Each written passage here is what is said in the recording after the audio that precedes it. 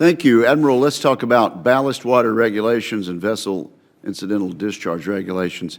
In addition to the federal standard already in place, 25 states have implemented their own regulations. What is the importance of having a uniform national standard for vessel owners and operators, and would a national uniform standard streamline enforcement efforts? Thank you for that question, Senator. And uniform is absolutely the right approach to take.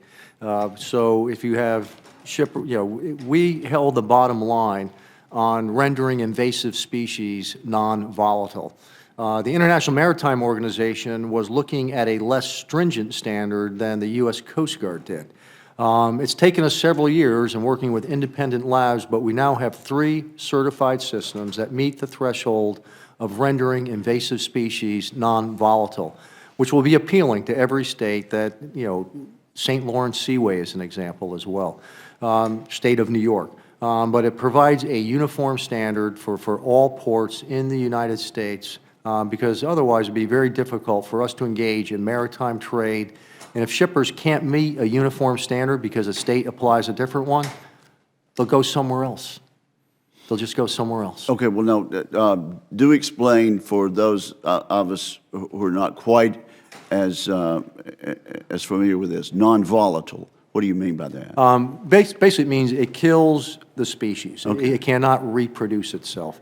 The IMO standard does not render it, a species, if discharged, has the potential to reproduce. And so think where we are with zebra mussels. So the international standard would allow some of these species to slip through, but the standard that you enforce does not allow these invasive species to slip through, and that's because they're non-volatile. Right. Okay. Well, there's some people who don't seem to understand that the Coast Guard has jurisdiction and expertise in this area. Some critics claim the agency has little water pollution enforcement expertise and instead mainly deals with homeland security issues. I understand one of the Coast Guard's 11 statutory missions is marine environmental protection. How long has the Coast Guard performed this mission? Since the mid-1800s, Senator. And is there any other agency than the Coast Guard who enforces vessel discharge in the United States? At sea, it is only the Coast Guard. Okay, so what do you have to do? What is the problem when a state has a different standard, as some states do? How does that present a problem for you making all of these species non-volatile?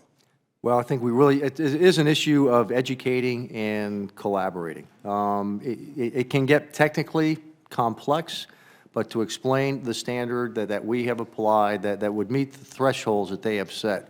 Now, there may be some states that have set thresholds that, quite honestly, science cannot attain today or maybe even into the distant future. And if they uphold that standard, then what it does do is it may shut off those ports to shipping, which is probably counterproductive to the threshold they're trying to say. But this does meet the intent of what concerns these states the most, is to assure that we do not have invasive species entering our waterways. Well, we don't want that, and so thank you for what you're doing. Let me just briefly ask you about icebreakers. This is an issue that is vitally important to us in the Gulf Coast area.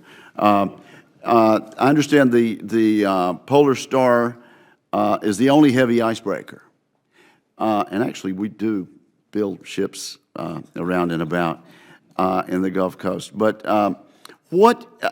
if there's a gap, if this Polar Star, the only one we have, if it goes offline and there's a gap, what are the problems there? And don't other agencies try to avoid having that sort of situation?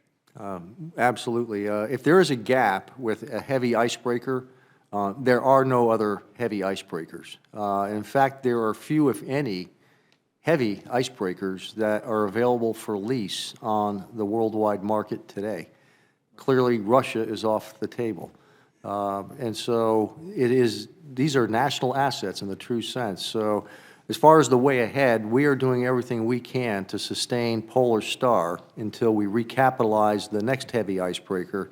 But we're going to be right behind. As soon as we start cutting steel on the first replacement, we better start cutting steel on the second one as well, so we don't end up with a one-trick pony, if you will, a single point of failure with only one heavy icebreaker. So you don't think there'll be a gap, but it's something you can't guarantee to this committee today? We cannot guarantee that. Thank you.